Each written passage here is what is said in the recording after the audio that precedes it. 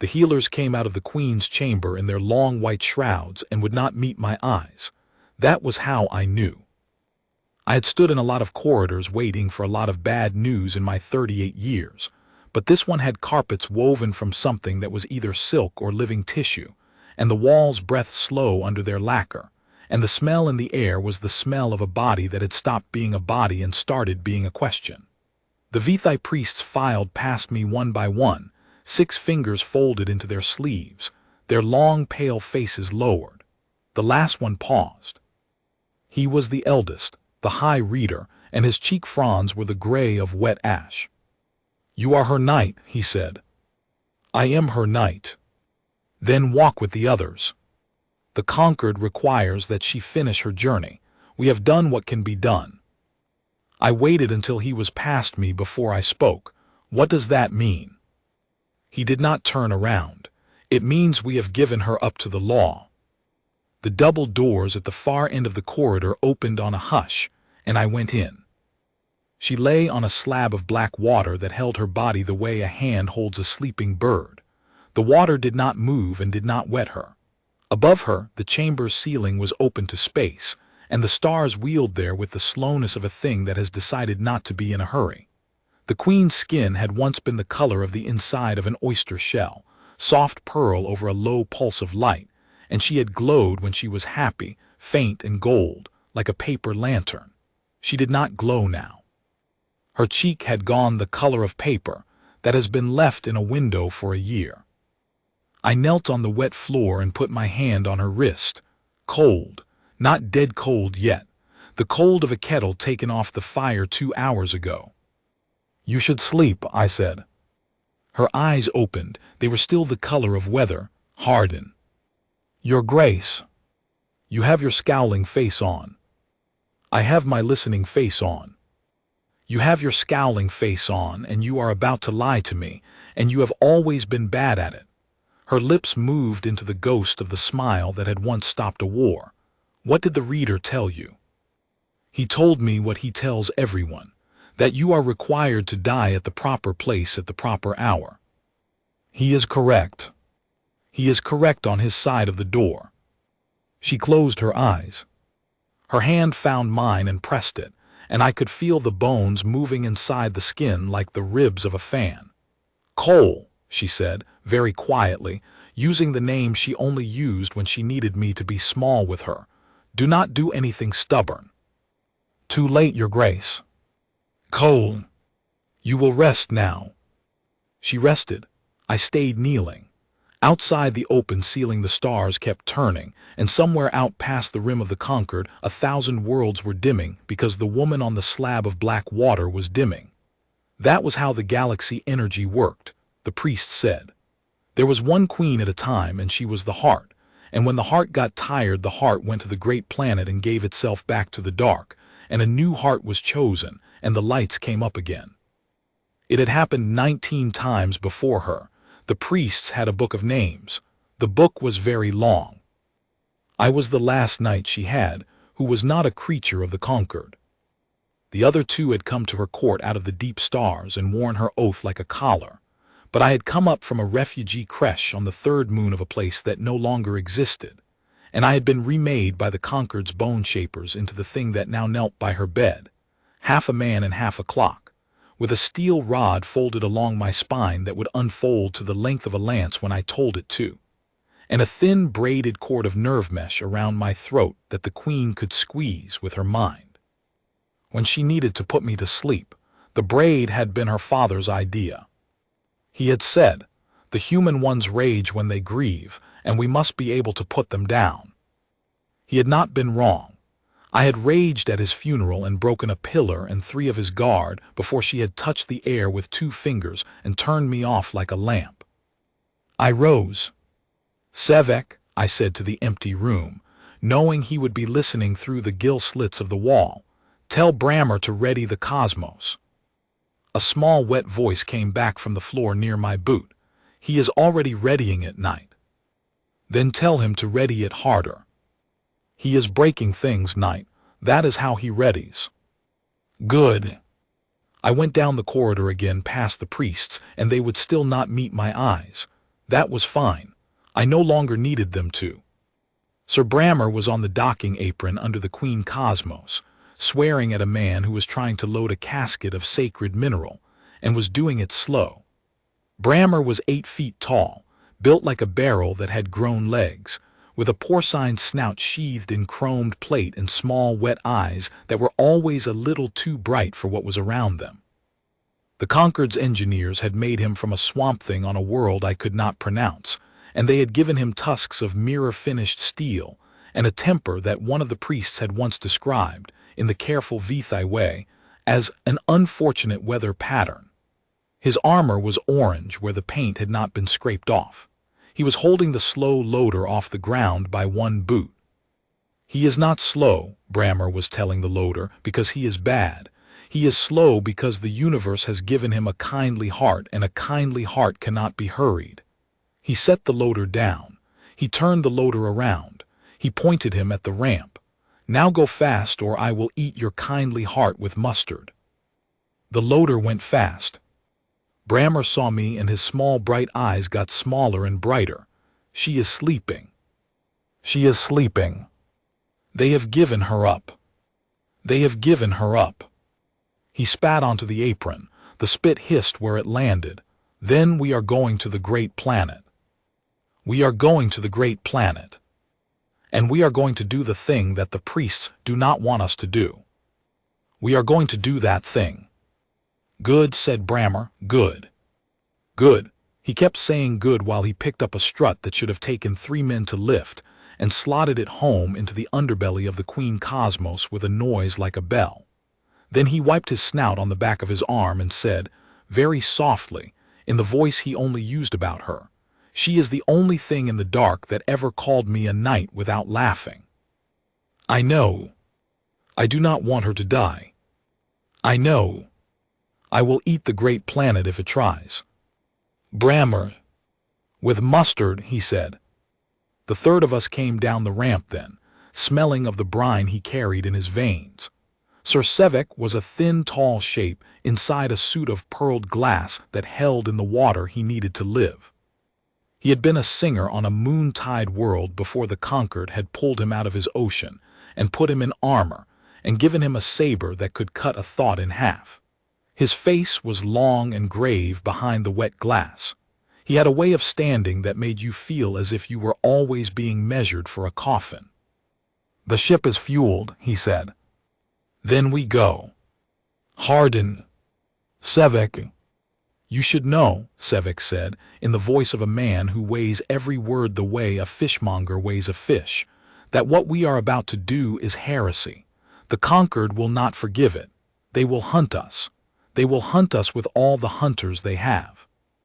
"I know. And the thing you are planning at the great planet." "Sevek." "If it works, we'll end you." "Sevek." He bowed his head a fraction. The water moved inside his helm. "I only wanted to say it out loud one time. Now I have said it. We may go." We went. The Queen Cosmos was a slim white ship in the shape of a swan's egg laid on its side, with the bridge tucked under the upper curve and the engine slung beneath like a beast's belly. I had loved that ship for 9 years. I had bled on every deck of it. I knew the place on the third-deck companionway where the floor sang a quarter note flat if you stepped on it in armor. I knew the way the medical bay smelled at 3 in the morning, when the Queen could not sleep and came down and drank tea out of a cup the size of an acorn. The Cosmos had been her father's ship before her, and she had been a child on it, and the engineers told me there were still places in the air ducts where her name was scratched in a child's hand from when she had hidden from her tutors. We came up out of the apron and burned for the high dark. She slept the first 3 days. We did not push the engines. The healers had given me a small black box of vials and told me to feed her one every 6 hours by mist and not to expect them to do anything but slow the falling. I fed her the vials. I sat by her in the chamber on the upper deck where she could see the stars. Brammer flew us and Sevek navigated, and I sat with her. On the 3rd night she woke and said, "Tell me a story." "I do not know stories, Your Grace." "You know one." The one about the bird. I sat back in the chair. The chair was too small for me by half. I had to fold myself into it. There was a boy, I said, and on the moon where the boy lived there were birds that did not fly because there was no air to fly in. They walked. They were ugly walking birds with long legs and small round bodies, and the people of the moon ate them, and the boy's mother kept 3 of them in a wire run behind the kitchen. The boy named them. He named them after the 3 moons of the gas giant they orbited. The boy was very small and the birds were very stupid, and the boy loved them with his whole stupid small heart. And then the mutants came, Your Grace, and they burned the moon, and the mother put the boy in a crate and put the crate in a hopper and sent the hopper up, and the boy looked back at the moon as it burned, and he saw the wire run, and he saw the 3 ugly walking birds standing in it with their long legs and their small round bodies, not understanding. And then I understood, I said, what it is to be left behind, and I have not left anyone behind since.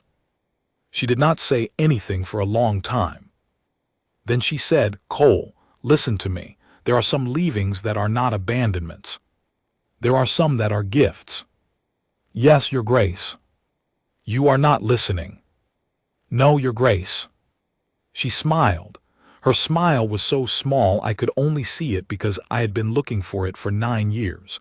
Stubborn man. Yes, Your Grace. I sat with her until she slept again. We had to put down on Erin on the 4th day because the engines wanted a coolant that only Erin made, and because there was nowhere else to get it before the long burn out toward the heart. Erin was a port world of black glass cliffs and a sky the color of cheap wine, and it had once been beautiful, and it had been getting less so for 100 years because the galaxy energy had been thinning, and you could see it in the way the plants on the cliffs had begun to grow inward instead of toward the sun. The trees there were curled like fists. The dockmaster met us at the apron with a face that was trying very hard. My lords, he said, knights of the cosmos, we were not expecting. You were not expecting anyone, I said, because no one comes here anymore. My lord, we need coolant, we will pay, we will be gone in 6 hours. My lord, there are persons in the lower port who have been looking for ships of a certain description. They were paid by parties to look. They will know you are here within the hour, my lord, if they do not know already. I looked at him, he looked at his shoes. They were nice shoes for a dying world. Who paid them? I said. He did not answer, he did not have to. The priests had not even waited for us to leave the system before they had set the hunters on us. That was about right. That was the conquered all over, polite and quick, smiling and quick, an embroidered glove over a hand with a knife in it. Load the coolant, I said. Fast as you can. We will deal with the persons in the lower port. We loaded the coolant. The persons in the lower port came up to deal with us before we were finished loading it. There were 11 of them. They came up the apron with their faces wrapped in scarves the dusty gold color that the Concord's own auxiliaries wore when they wanted to look like they were not the Concord's own auxiliaries. They had stutter guns and 1 shoulder-mounted lance, and the one in front was a tall, thin thing with a V-thigh cheek frond visible above the scarf, and he held up a 6-fingered hand and called across the apron in the singing language of the priests. Knight of the Queen, he called, stand down and give her back to us. She belongs to the ritual. I unfolded. There is a thing the bone shapers did to me when they put me together that I have never quite gotten used to. The rod that lives along my spine, the one folded there in 12 segments, when I unfold it, it does not just come out into my hand. It comes out asterisk of asterisk me. It threads up through the channel they cut for it, and the channel sings, and the singing reaches my teeth, and I taste copper for 1 long second, and then I am standing in the world with a lance in my hand that is longer than I am, gold and humming, with a haft as cold as a star and a head shaped like a leaf. The astrobat, the priests had named it, the wing bone. They had given it to me on my knighting day with a long speech about service. I had not heard most of the speech. I had been busy not crying. I unfolded it now. The HFY auxiliary saw it and his cheek fronds twitched. He had thought, perhaps, that I would not draw on him. "Stand down, knight," he sang. "You stand down," I said. "Go back to your masters. Tell them she is going to the heart. Tell them she will not be doing what they want her to do when she gets there. Tell them I said so." "Knight." "Tell them," I said, "that the human said so." I went through them. I do not remember most of it. I rarely do. I remember the rod singing in my hand, and I remember Brammer next to me at some point, laughing, swinging a thing in each fist, and I remember Sevek up on the high catwalk being a quiet shadow with a saber that flickered like a thought. I remember the lance-bearer trying to bring his weapon up and Brammer walking into him chest first, and the lance going off into the sky and lighting up a black glass cliff a mile away.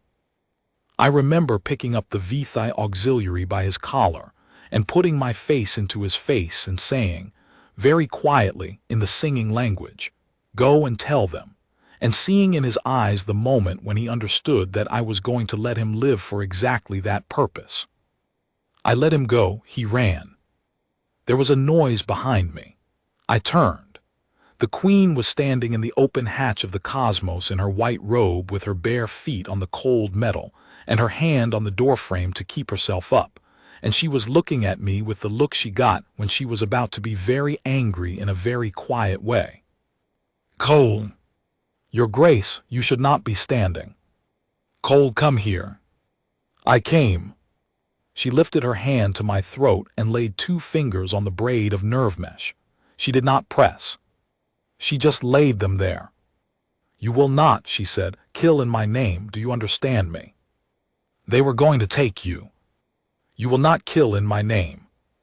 "Your Grace." She pressed. The world went white at the edges. My knees went. I felt the rod fall out of my hand and heard it ring on the apron. I felt her catch me, somehow, with the strength she had left, which was no strength at all, and I felt her lower me down so that I was kneeling at her bare feet and looking up at her, and her face was very close to mine, and her eyes were the color of weather. "I do not have many days," she said. "Do not spend them on the dead." "Your Grace." "Promise me." "Your Grace, I promise." "I promise," I said. She lifted the pressure off the braid. She put her hand on my cheek. Then she walked very slowly back into the ship, and Brammer, who had been standing very still through all of it, said in a voice I had not heard him use before, "Get up, Hardin, get up. We are leaving." I got up, I picked up the rod, I folded it back into my spine, I tasted copper. We left. On the second night out from Iran, the proximity wash on the bridge lit up with a smear of cold green where there should not have been anything at all, and Sevek leaned forward inside his wet glass and said, in the voice he used when he was about to give bad news politely, "Hardin, we have company that we did not invite." I came up to the bridge. Brammer was already there, swearing under his snout in his swamp tongue. The smear on the wash was not 1 ship, it was 4. They were small and dark, and they had come up out of the long shadow of a dead moon, and they were moving in the lazy curving line of things that had been waiting a while. "Auxiliaries," I said. "No," said Sevek. "Look at the burn signature, look at the way they yaw, those are not conquered ships, those are eaters." I looked at the burn signature. Sevek was right. Eaters were what the Deprim called them. The priests called them the untuned, or the out of phase, or in the longest of their long words asterisk those whom the thinning has remade asterisk. They had been people once, on worlds where the galaxy energy had drained out faster than anywhere else, and when the energy had gone, the minerals of those worlds had gone wrong in some way the priests had 3 books about and I had never bothered to read, and the people had gone wrong with the minerals. They came out of the dark in small dark ships, and they did not negotiate, and they did not surrender, and they did not bury their dead. They ate them. They ate everyone's dead. They were what the galaxy looked like in the places where the Queen's light had stopped reaching, and they were what the galaxy was going to look like everywhere if she did not get to the heart. And the cruel little joke of it was that they wanted to stop her getting to the heart because the heart was the thing that would put them back into tune, and being put back into tune would be, for them, a kind of dying. "How many?" I said. "4 ships," said Sevek, 8 to 12 on each, lance-armed. "Can we outrun them?" "Not with the Queen aboard." "Then we do not outrun them." Brammer lifted his head. His small wet eyes had gone bright again, the bright that they got. "Harden." "Brammer, you will not let me, I think." "I will not let you." His tusks moved. "I am asking." "I know you are asking." "It has been a long time since the priests last let me. It has been since the thing on the ice world. I have been very good. I have not even eaten a loader." "Brammer, it would be a kindness." I looked at him. He was 8 feet of barrel-chested swamp thing with chrome tusks and small wet eyes that had been built, very carefully and very expensively, by people who had not loved him, to be a weapon. His berserker was not the same as mine. Mine came up out of grief. His came up out of joy. When the priests let him off the leash, he became a thing of terrible laughter, and the terrible laughter was a music he had been built for, and he had been very good for a very long time, and he was asking. "Sevek," I said. "I will keep the bridge," said Sevek. "I will fly, you will board them." "Brammer, Harden, you may." He smiled. His smile was not a thing that any of the languages I have had in any of my lives could quite catch. It was the smile of a tide coming in. I touched the braid at my own throat. I did not press it. I just touched it, and I said into the wire of it very softly, "Your Grace, I am sorry for the noise we are about to make asterisk." I do not know if she heard. I think she heard. I think the braid had been open all along, and I had only just begun to notice. We went out to meet them in the small boarding skiff that Brammer had built out of 2 cargo lifters and a great deal of opinion. He flew it. I stood in the open hatch with the rod folded along my spine and the cold of the long dark blowing in on my face, and Brammer sang in his swamp tongue while he flew, and the song was the song he had been built for, and the Eater's 4 ships came up to meet us in the lazy curving line of things that had been waiting a while. The first ship he rammed. He did not slow down. He did not turn. He aimed the boarding skiff at the gut of the first Eater ship, and he held the course, and he laughed. And at the last second I unfolded the rod out of my spine and tasted the copper and braced in the hatch, and the skiff went through the Eater ship, the way a fist goes through a paper window. We came out the other side trailing burning gas, and Brammer was already turning for the second. I did not let him ram the second. I went out the hatch on the leaf head of the rod and crossed the gap between the ships in 2 long bounding steps on nothing, the way I had been built to, and I went in through their dorsal lock with the rod first and the rod singing, and I was in among them for what I think was about 90 seconds, and when I came out the dorsal lock, the inside of their ship was no longer the inside of a ship. It was a quiet place. They had been 12. They were nothing now. I did not look at any of their faces. I had stopped looking at faces a long time ago when I was working. Brammer took the 3rd and the 4th together. He came up under them with the boarding skiff, and he opened the top of the skiff like a clamshell, and he stood up in it, and he laughed his terrible joyous laugh, and the Eaters came down on him with their lances, and he took the lances on his chest plate and broke them off in his fists, and went up into the Eaters' ships with the broken lances in his hands, 1 in each. And the laughter went up with him, and the laughter went on for a while. When the laughter stopped, Sevek was already there in the cosmos overhead, very quiet, very still, having flown the cosmos in to recover us. He brought us aboard. He did not say anything. He brought us aboard. Brammer was breathing hard. He was streaked with things that I will not describe. His small wet eyes were not bright now. They had gone flat and dark, the way they got after, and he was standing very still in the airlock and not looking at any of us, because the laughter had gone out of him, and the thing that came after the laughter had arrived, the thing the priests had built him to feel after, the cold mineral shame of a creature who has been let off the leash and is being put back on. "Brammer," I said. He did not look up. "Brammer, come here." He came. He bent his great head down. I put my hand on his snout between his eyes on the warm chromed plate where the paint had been scraped off, and I held my hand there a moment. "You were a good knight," I said. He made a small sound that was not a word. "You were a good knight, Brammer. You did what was asked. You will not be punished for it." "There is no one here to punish you. The priests are not here. I am here. Sevek is here. The queen is asleep upstairs. We saw what you did. It was good. It was what was asked. You will go and you will wash and you will eat and you will sleep, and tomorrow you will be a good knight again. Do you hear me?" "Yes." "Say it." "I will be a good knight again." "Good." He went. Sevek watched him go. After a moment, Sevek said, very quietly, "You should not have to be the one to do that for him. Someone has to be. It used to be her. I know. It is harder when it is you. I know." He did not say anything for a long while. Then he said, "Hardin, may I tell you a thing?" "Tell me." "On the Moontide world where I was born," he said, "the singers swam in pods. We did not sing alone. We could not sing alone. The song was a thing for many throats. When the Conquered came and took me out of the water, they took me out of the song, and the song closed behind me, and there is a place in me that is the shape of the song closing. I have carried that shape for 40 years. I had not thought to feel it again until tonight." "You felt it tonight."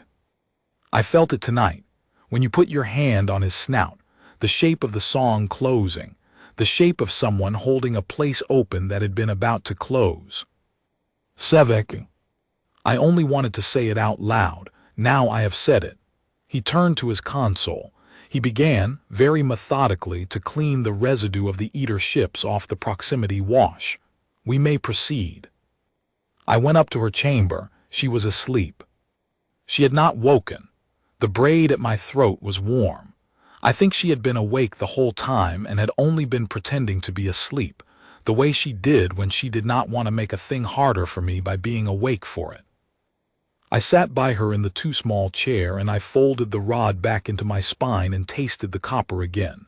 And after a while I slept too, with my hand near her hand on the white sheet, not touching, because I was still not allowed to touch her hand without permission, and she had not given the permission, and I was still her knight.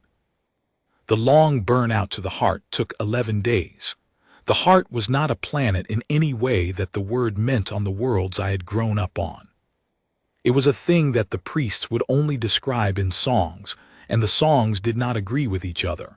Some called it a planet. Some called it a flower. Some called it the open mouth of a god who had been singing the universe and had stopped to draw breath and never finished drawing it. The maps showed it as a circle and put a question mark inside the circle. In the 11 days she got worse. The pearl color in her skin went to wax. The little hollow under her collarbone, the one I had loved without permission for 9 years, went deeper. She slept 18 hours a day and then 20. On the 7th day she could not lift the cup of tea, and I held it to her mouth for her. On the 8th day she could still speak in a whisper, and she asked me to bring her the book of names. I knew the book she meant. It was the small black book the High Reader had pressed into her hands before we left, the one that listed the 19 queens before her with the dates of their bearings and the worlds they had been born on, and the small private words their husbands or mothers or knights had been allowed to put under their entries, the way you press a leaf into a Bible. I brought it. I held it open for her because she could not hold it. "Read me one," she said. "Which?" "The 7th, Sail of Marn." I read her Sail of Marn. Sail had been a small woman with a stutter who had been a fisher's daughter on a sea world, and had not wanted to be queen and had become queen anyway, the way they all did, and had borne the galaxy energy for 19 years and had gone to the heart on a Tuesday in the autumn of her 38th year. The note under her entry was from her father. The father had written, in the old looping script of his sea world, she was afraid of the open water all her life, and she walked into it for us anyway. "Read me another," she said. I read her another, then another. She listened with her eyes closed. I read her all 19 of them. It took the rest of the day.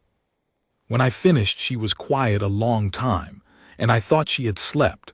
But then she opened her eyes and said, in a whisper that was almost not there at all, "None of them had a coal." "Your Grace."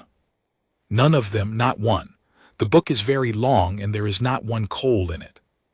"Your Grace, do not." "I am only saying it, Cole. I am only noting it. They were all very brave. Sale was very brave. They all walked into the open water for us. I am not less than them. I will walk into it too. I have always known I would. I am only noting that none of them had what I have. I am only noting it." "Yes, Your Grace." "I will go to the heart," she said, "the way they went. I am not afraid." "Yes, Your Grace." "But I want you to know," she said, and her hand moved on the sheet looking for mine, and I gave her mine, and her fingers closed on it, "that the thing they did not have, the thing the book does not record, the thing none of the priests will ever write a footnote about because the priests do not have the language for it, that thing was the best thing in my reign, Cole. The best thing in 19 years. The best thing in any of the reigns in that book. Do you understand me?" "Your Grace." "Do you understand me?" "Yes, Your Grace." "Good," she whispered. "Good. Now close the book. I do not want to be in the book yet." I closed the book. On the 9th day, she could not speak above a whisper.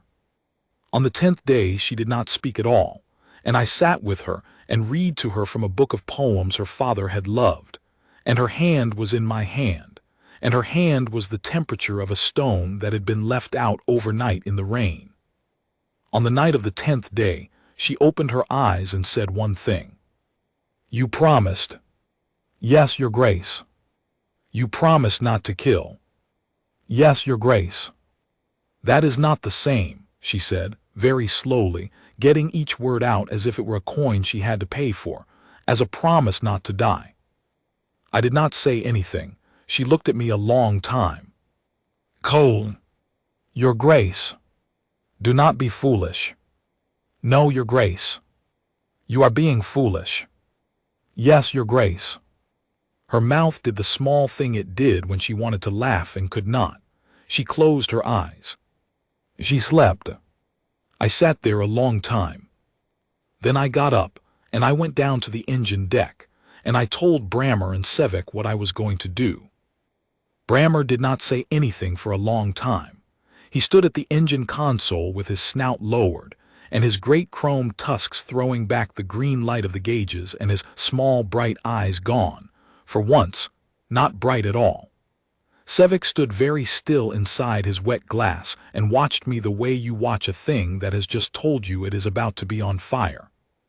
"You cannot," Brammer said at last. "I can. The heart will not take you. The heart will take what is offered to it. The priest said so. They said it 19 times before. The heart does not choose. The heart-bearer chooses. She chooses to give. The heart drinks. The heart does not ask the name on the cup." "Hardin," said Sevek quietly. "The priests said something else too. They said only the queen can be the heart-bearer. They were very clear on it. 20 times they were clear on it. The bearer must be the channel. The bearer must be the one who carries the galaxy energy in her bones. You are not that. You are a man with a rod in his spine." "I'm a man with her in my spine," I said. "She put a braid on my throat 9 years ago, and she has been in my nerves every day since. I have carried her warmth in my circuits for 9 years. I have felt her switch me on and off like a lamp. There is a wire in me that runs to her. I know it. I have felt it. The braid is not a leash. The braid is a road. It goes both ways. It has always gone both ways. I have just never walked down it the other direction." Sevek was quiet. Then he said, "You would walk down it." "I would walk down it." "Carrying her with you." "Carrying her with me, out of her, into me, down the road, into the heart." Brammer lifted his head. His eyes were bright again, very bright, almost wet. "And she," he said, "she lives." "She lives. She wakes up in a body that is not dying. She wakes up in a galaxy that has been fed. She wakes up without me in it. That is the part she will not like. Hardin, said Sevek, the priests will say it is heresy. The priests have been saying it is heresy since I unfolded the rod on Iran. I have stopped being interested in what the priests will say. The Conquered. The Conquered can have my name struck from its books. The Conquered can have my armor melted down. The Conquered can put up a stone somewhere with the wrong dates on it. I will not be there to argue. Hardin. Sevek. It will hurt. I know. It will hurt in a way you cannot prepare for. I know. You are a fool. Yes. He bowed his head a fraction. The water moved inside his helm. He was crying. I had not known until that moment that he could. It surprised me, the way the small surprises do at the ends of long days. Brammer put one huge hand on my shoulder. It was the weight of a small horse. He did not say anything. He did not have to. After a moment he took the hand away and turned to his console and began, very methodically, to tune the burn that would carry us the last day's distance to the heart. And the only sound in the engine room was the small wet sound of his snout breathing and the singing of the green gauges. I went up to her chamber. The heart came up out of the dark on the morning of the 11th day like a flower opening in slow motion. The maps had been wrong to call it a circle. It was not a circle.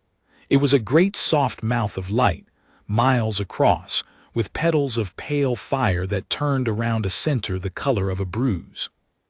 The cosmos came in low and slow, and the petals of fire moved around us the way long grass moves around a child walking through it, and the air in the ship got warm, and the gauges went quiet, and Brammer whispered something in his swamp tongue that I had never heard before and would never hear again. I carried her out onto the upper deck. She weighed nothing. Her head was on my shoulder, and her breath, when there was any, came against my throat. The braid around my neck was singing now, low and steady, a note I had heard in dreams but never out loud. I knelt at the rail of the deck. The petals of fire moved around us. The heart was below. "Your Grace," I said. She did not answer. She had not answered in 2 days. But her hand was in my hand, and her fingers tightened, very slightly, around mine. "Your Grace, listen. I am not going to do the thing they want us to do. I am going to do a different thing. I am going to do it now. Do not be angry. There will not be time to be angry. There will only be time to be alive again, and then there will be a lot of time, and you can be angry for all of it. I will not be there to argue. You will have to be angry by yourself." The fingers tightened again. "I love you," I said, "and I have loved you for 9 years, and you knew, and you did not say, and you did not have to say, and I would not have wanted you to. I am sorry I am leaving without permission. Do not put a stone up. Do not put any stone up. Put up the ugly walking birds. Put up 3 of them in a wire run and feed them with your own hand. Promise me." Her lips moved. They moved against my throat. I did not hear the word, but I felt the shape of it. "Promise." I unfolded the rod. Not all the way, a foot of it no more out of the channel along my spine. The copper taste came up under my tongue. The rod sang in the half-light, lower than I had ever heard it sing, like a thing that knew. I took the haft in my left hand. I put the leaf head against the braid of nerve mesh at my own throat. I held her closer. I had been afraid I would not know how. I had been afraid the road in the braid would not open for me. I had been afraid of a lot of things. I did not need to know how. I only needed to want it badly enough. I wanted it badly enough. The braid opened. It opened both ways. I felt her come up out of her body the way a swimmer comes up out of cold water, with a great rushing in breath that was not breath, with a shudder, with the shock of being suddenly somewhere else. I felt her pour up the road into my nerves. I felt her be inside me, all of her, every weather of her, every quiet color of her, every smell of tea at 3 in the morning, and every hum of a song her mother had sung that I had not even known I knew. I felt her be afraid for one terrible second when she understood what I was doing, and I felt her try to pull back, to refuse the gift, to push herself back down the road into the dying body in my arms, and I held the door open. I held it open with my teeth. I held it open with the small, stupid boy on the burning moon watching the ugly walking birds in the wire run. I held it open with 9 years of standing at the side of a slab of black water and not being allowed to touch her hand without permission. I held it open. She came through. The body in my arms drew breath. It drew breath the way a furnace draws air. It drew breath, and the pearl color came back under the skin, and the hollow under the collarbone filled, and the eyes opened, and the eyes were the color of weather, and they were alive asterisk. She drew the second breath. She drew the third. She sat up in my arms. "Cole," she said. She said it out loud. She said it out loud, with her own throat in her own body, in a voice that had air in it and water in it and life in it. And she sat up in my arms and looked at me, and her face was full of horror, and her face was full of love, and her face was the face I had been waiting 9 years to see have all of itself back in it. "Cole, Cole, Cole. Your Grace." "Cole, no. Cole, no, no, no, no." "You are angry," I said. I tried to smile. The smile did not work quite right because my mouth had begun to belong to someone else. "I told you you would be." "Cole, I have to go down now. Do not look or look. Whichever, Brammer will catch you if you faint. He is good at it." "Cole." I stood up. She tried to hold me. She had her hands back, full strength, the strength of a queen at the height of her gift, and she tried to hold me, and she could not, because I was not quite a man anymore. I was something that was about to be poured into a flower of light, and the flower had begun to draw me down, and the petals were moving up to meet me, and the singing in the braid had become the singing of the whole sky. I stepped over the rail. The petals took me the way long grass takes a falling stone. The heart drank what was offered. The heart did not ask the name on the cup. I went down into the soft mouth of light, and the last thing I saw was her face above the rail, with Brammer's huge hand on her shoulder holding her back from following, and Sevek behind her with the water moving in his helm, and the three of them looked very small from where I was, and very far away, and very loved. I went into the heart. What happens to a man who goes into the heart of the galaxy in place of a queen is not a thing I can tell you in any language I had when I was alive, and the language I have now is one you do not yet have ears for. I will try. It is warm. It is warm the way the kitchen on the third moon of a place that no longer exists was warm at 6 in the morning when my mother was making the tea and the 3 ugly walking birds were chattering in their wire run outside the window. It is warm like that. It is the warmth of a place that wants you. I had not known that the universe could want a person. I had thought the universe was indifferent. I had been wrong about a lot of things, and I was wrong about this. The heart wants. The heart wanted me. The heart took me into itself, the way you take a small cold thing into your hands and breathe on it. There was a noise. The noise was the noise of every planet in the Concord that had been dimming for a century, coming back on, one by one, like lamps in a great long house in the evening. I heard the noise from the inside. I was the noise from the inside. The galaxy energy that had been thinning, the long, slow death that the priests had been singing about in their 19 books, that was over now. The lamps were coming back on. The curled trees of Iran were uncurling. Somewhere a child was being born on a world I had never seen, and the child would live, and that was because of me, and also it had nothing to do with me at all, because by the time the child drew breath I was no longer the kind of thing that could be flattered by such accountings. I do not know how long any of it took. I do not think time was what was happening to me.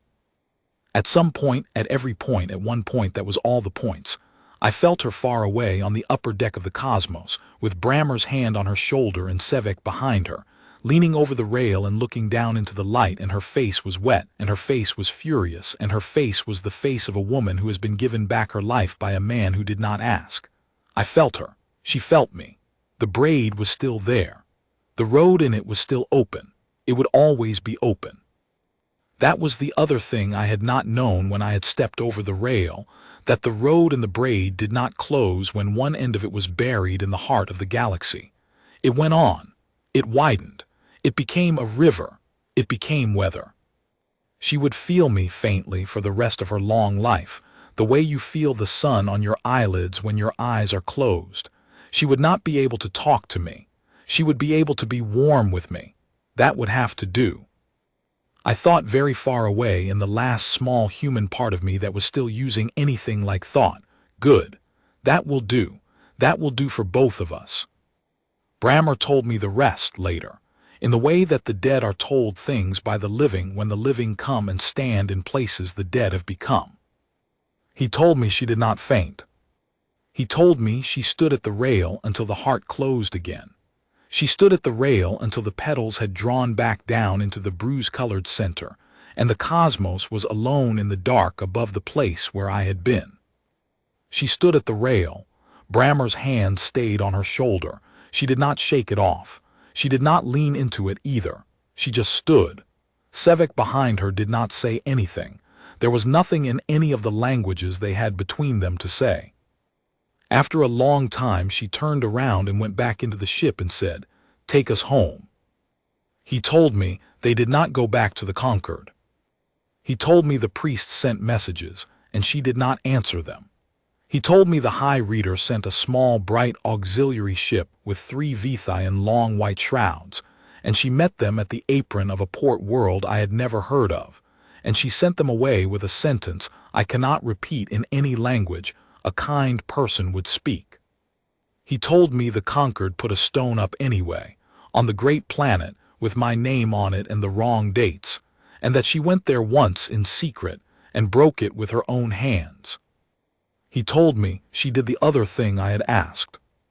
He told me she got 3 ugly walking birds with long legs and small round bodies, from a moon I had not known still existed, and that she built a wire run for them with her own hands, behind a small house she had bought on a small world she did not let anyone know the name of, and that she fed them every morning at 6 o'clock, by hand, with grain she had grown herself, for the rest of her long, long, long life. He told me she named them after the 3 moons of the gas giant my mother's moon had orbited. He told me she lived 140 years. He told me about the long middle of those years too, the years that were not the angry 10 and not the kindly final stretch but the quiet 30 in between, the years he had been a part of and Sevek had been a part of, and neither of them had had any idea what to do with. He told me she did not take a husband. He told me she did not take a lover. He told me she did not take another night, even when the small new Concord that grew up out of the old one came to her with 3 of their best, in a row with their helms under their arms, and asked her to choose. And she had looked at the 3 of them and at the helms in their hands and at the small earnest faces above the helms, and she had said, very gently, that she had already chosen, a long time ago, and that the choosing was a thing you did not undo even when the chosen had been put into a flower of light at the center of the galaxy. The 3 nights had bowed and gone. The Concord had not sent any more. He told me she taught. He told me she taught children on the small world where she had bought the small house, the world she did not let anyone know the name of, and that the children did not know they were being taught by the woman who had borne the galaxy energy and had been carried into the heart by a human and had come back out of the heart alive. They thought she was an old woman who knew a great many poems. She did know a great many poems. She taught them the poems. She taught them the one about the bird and the moon. She taught them the long looping script of Sail of Marn's father's sea world, and she taught them that to walk into the open water for someone was a thing you could do, and that to refuse to let someone walk into the open water for you was also a thing you could do, and that the 2 refusals together made something the old books did not have a word for. She made them learn the word she had made up for it. The word was hard an asterisk. The children did not know why. They learned it anyway. He told me she was very angry for the first 10 of them and very quiet for the next 30 and very kind for the rest, and that toward the end, when she was small and white-haired and the pearl had gone out of her skin again. But only a little, only the way pearl does when it has been on a shelf in the sun. She would sit in the wire run with the 3 ugly walking birds in her lap and talk to them as if they understood her. And that they would put their stupid, small, round bodies against her chest and listen. He told me she died on a Tuesday in the spring of her 171st year, in the wire run, with 1 bird in her lap and the other 2 on her feet, and that she was smiling the small smile that had once stopped a war, and that the small smile was the smile of a woman who had felt the sun on her eyelids for 140 years and was finally, gently, opening her eyes. He told me this from very far away. He told me this in a voice I could feel but not hear, because he was very old by then, the swamp thing with the chrome tusks, and Sevek was older, and the 2 of them had stood every watch she had ever needed standing and had not stood any of mine, because there had been no body to stand a watch over, but they had stood watch over her grave for 9 days and 9 nights anyway, the way they had stood watch over me. Because that was what the Knights of the Queen Cosmos did when they could not save the thing they loved. I felt them stand the watch, I felt them turn and go. I felt the lights of the galaxy, all of them, very faintly, the way you feel the breath of a sleeping child against your throat. I felt the braid. The braid was still open, it would always be open. She was on the other end of it, somewhere new, somewhere the heart had moved her to, somewhere I could feel her but could not reach her, and she could feel me but could not reach me, and we were warm. That was the human thing. That was the unthinkable thing. The priests had a book of names that was very long. They had 19 queens in it before her, and they had not put her in it, because she had not died at the proper place at the proper hour. They had put my name in it instead, in a footnote, in the smallest script their language allowed, with the wrong dates, the way a footnote goes under the line. I was content with the footnote. I had been a footnote my whole life, the small stupid boy on the burning moon, the half-man half-clock at the side of the slab of black water, the knight who unfolded a rod out of his own spine and walked through 11 hunters on a black glass cliff, because a Vithe auxiliary had told him to stand down. I had been a footnote. But the footnote on the night I went into the heart had reached up out of the page, and had taken the line above it by the hand, and had pulled it down off the page, and had lived for it. The line above it lived 140 years. The line above it fed 3 ugly walking birds. The line above it died smiling in the spring on a Tuesday, in a wire run, with the sun on its eyelids. That is the only HFY any of us ever needed. That is the whole of it.